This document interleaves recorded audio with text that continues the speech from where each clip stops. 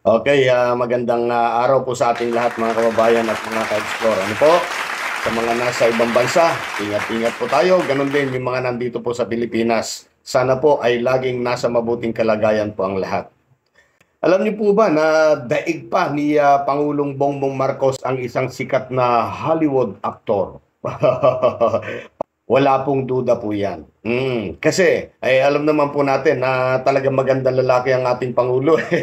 Nung kabataan yan, sa totoo lang, medyo matanda lang ng kaunti sa akin yung ating Pangulo. Pero nung kabataan nito, talagang napakaganda lalaki niyan. At yan bagay na hindi kayang tanggapin ng mga nasa kabilang kampo. At kasama na rin dyan yung mga vlogger na nagpapakalat ng mga kung ano-ano, mga peking larawan, mga peking video. Nainggit lang sila. Oh, nainggit lamang ang mga ito dahil mas magandang lalaki, di hamak na mas magandang lalaki ang Pangulo kaysa sa kanila.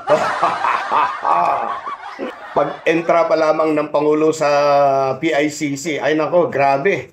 Grabe ang selfiehan talaga. Ilang minuto yan, napakahaba. At dito na rin nakitaan nitong mga inggitero.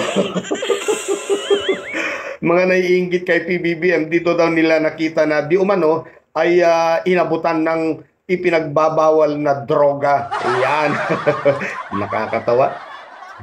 Nakakatawa na hindi man lang sila nag-isip ano. Biruin po ninyo, sa gitna po ng napakaraming tao, doon pa mag-aabutan. Ipapakita ko sa inyo yung eksenang yan. Pagbabago patungo sa pag-asenso, magsikap ng mabuti At talagang hindi magkandamayaw ang mga tao sa kagandahang lalaki ng Pangulo natin. Ano? Ayan, tingnan natin, panoorin natin yung video.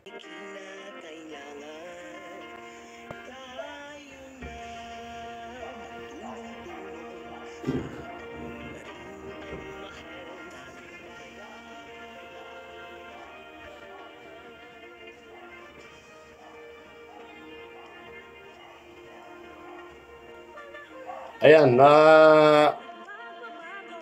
ayan mga kababayan. Baka kayo rin po ay isa sa mga napaniwala ng mga ito ha. O huwag kayong magpapaniwala dyan sa mga vlogger na nagkakalat nito. Nako, ulitin natin yung video.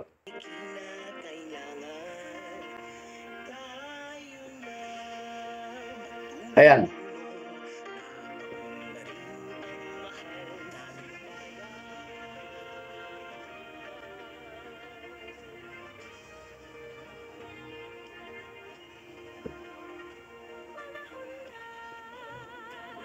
Ayan, mga kababayan at mga ka-explore. Ano?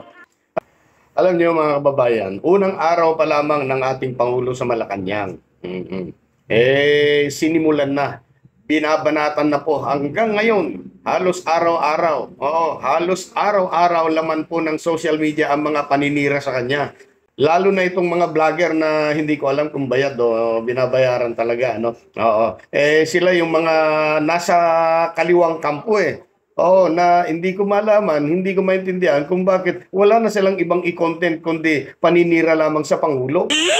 Hindi ba? Pero meron ba silang napala? Wala eh.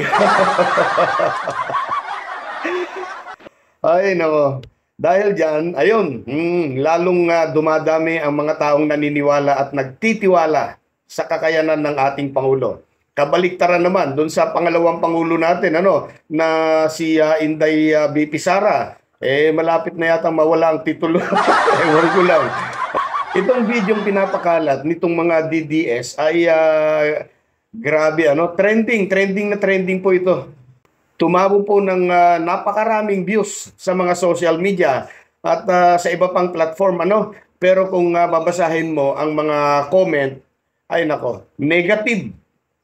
Ibig sabihin lamang po na hindi naman lahat ng nanood dyan ay naniniwalang adok at bangog ang ating Pangulo. Ikaw ngayon na nanonood ka Explore. Total, nandito ka na rin lang. Ano, napanood mo na rin yung video. Naniniwala ka bang gumagamit talaga ng ipinagbabawal na droga ang ating Pangulong Bongbong Marcos? Pa-comment naman po dyan. Ito lamang po ang masasabi ko. Wala pong adok at pusher na mag-aabutan ng illegal na droga sa karamihan ng tao o sa gitna ng maraming tao. Isa pa, ito pong eksenang yan ay nangyari po sa loob ng PICC sa Pasay City. Oo. Kung saan, napapalibutan po yan ng mga pribadong security guard. Ang dami pong pulis at nakapaligid din po ang Presidential Security Group or PSG. May mga kasama pang mga K9 yata. Oh, ayan. Ibig sabihin lamang napakahigpit po ng seguridad sa lugar na yan. Kaya malabo. Malabo pa sa tubig baha. Oo, na maipasok po or makapasok ang isang tulak ng ipinagbabawal na gamot. Di ba? Kaya ito pong mga nagpapakalat ng mga ganitong klase ng video, hindi ko alam kung may utak yata itong mga ito. Utak talang ka lang talaga. Matalino at napaka-professional ang ating Pangulo. Kaya ako po'y naniniwala na talagang deserve niya yung mataas na pagtitiwalang ibinibigay ng mas nakakaraming mamamayan kaysa naman sa hindi nagtitiwala. Ano po? Ikaw kabayan, naniniwala or nagtitiwala ka ba sa kakayanan ng ating Pangulo? Kung ano man po ang inyong kuro-kuro, obserbasyon, opinyon, ay malaya po kayong maglagay dito sa ating comment section. Maraming salamat po sa panunood.